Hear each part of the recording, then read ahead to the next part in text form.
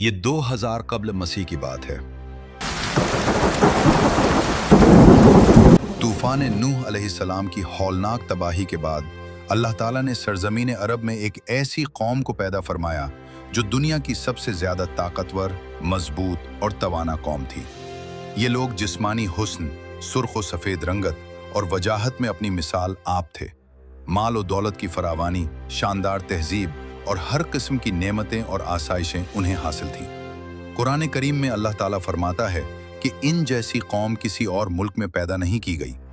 कौम आद के बारे में तफसीली मालूमात कुरान करीम के अलावा किसी और मजहबी या कदीम तारीखी किताब में नहीं मिलती। इस कौम की हालत का अंदाज़ा या तो कुरान करीम के ज़रिए लगाया जा सकता है या फिर उन आसार कदीमा के ज़रिए जो माहिरीन आसार कदीमा ने दरियाफ्त किए हैं। मुअर्रिखीन लिखते हैं कि आद नामी एक शख्स हज़रत नूह अलैहिस्सलाम की चौथी नस्ल में उनके बेटे साम अलैहिस्सलाम की औलाद में से था। इसी शख्स की नस्ल और कौम कौम आद कहलाई। ये लोग निहायत बुलंद कामत, ताकतवर सुतूनों वाले अजीम उश्शान महल्लात में रहते थे।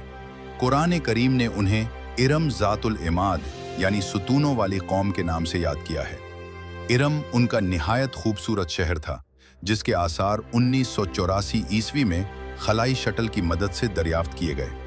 ये इलाका आजकल ओमान का हिस्सा है। बहर अरब और बहर अहमर के दरमियान ओमान, हज़रमौत और मगरबी यमन तक फैला हुआ एक वसी सहरा है जिसे सहराए अहकाफ कहा जाता है। ये दुनिया के अजीम सहराओं में से एक है जहां सफ़ेद और बारीक रेत के हज़ारों फुट ऊंचे टीले हैं। आज ये इलाका एक खौफनाक सहरा बन चुका है। हालांकि किसी ज़माने में ये सरसब्ज और शादाब था और यहाँ कौम आद आबाद थी। ये अल्लाह ताला की खुली निशानियों में से एक और अहले ज़मीन के लिए मकाम इबरत है। बाज़ मुफस्सिरीन के मुताबिक इरम कौम आद के जद्दे अमजद का नाम था, जबकि बाज़ के नज़दीक ये उनके शाही ख़ानदान का लक़ब था।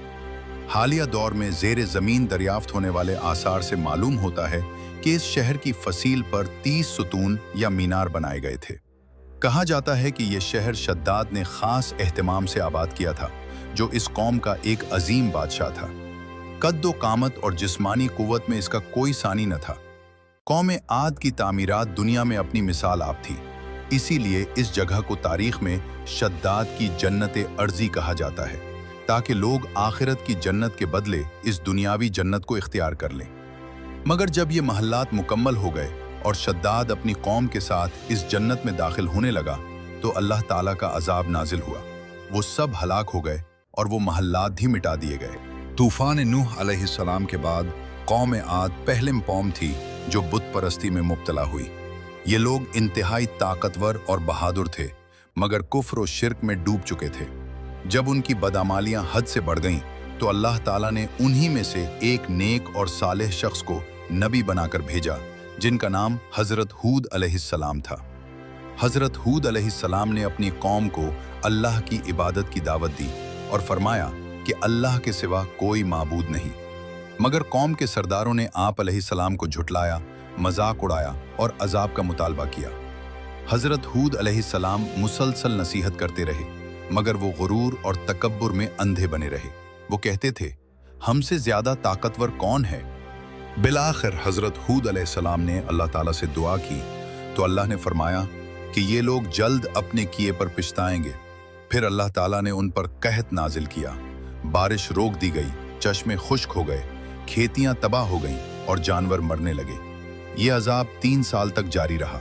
बाद में अल्लाह ताला ने सियाह बादलों की सूरत में एक खौफनाक आंधी भेजी जो 7 रातें और 8 दिन मुसलसल चलती रही। इस आंधी ने हर चीज को तबाह कर दिया। पूरी कौम हलाक हो गई। सिर्फ हज़रत हूद अलैहिस्सलाम और उन पर ईमान लाने वाले लोग महफूज रहे। अल्लाह ताला ने कुरान करीम में इन वाक़यात को इसलिए बयान फरमाया है ताकि उम्मत मुस्लिमा इनसे सबक हासिल करे। कौम आद को ताकत, दौलत और शान व शौकत दी गई, मगर जब उन्होंने नाफरमानी की और अपने नबी की बात न मानी तो अल्लाह ताला ने उन्हें नीस तो नाबूद कर दिया। तो नाजरीन, ये थी हमारी आज की कहानी। अगर वीडियो पसंद आए तो उसे लाइक करें और चैनल को ज़रूर सब्सक्राइब करें ताकि हमारी नई आने वाली वीडियो आप तक पहुंच सके। कमेंट्स में बताएं हमारा अगला मौजू क्या होना चाहिए।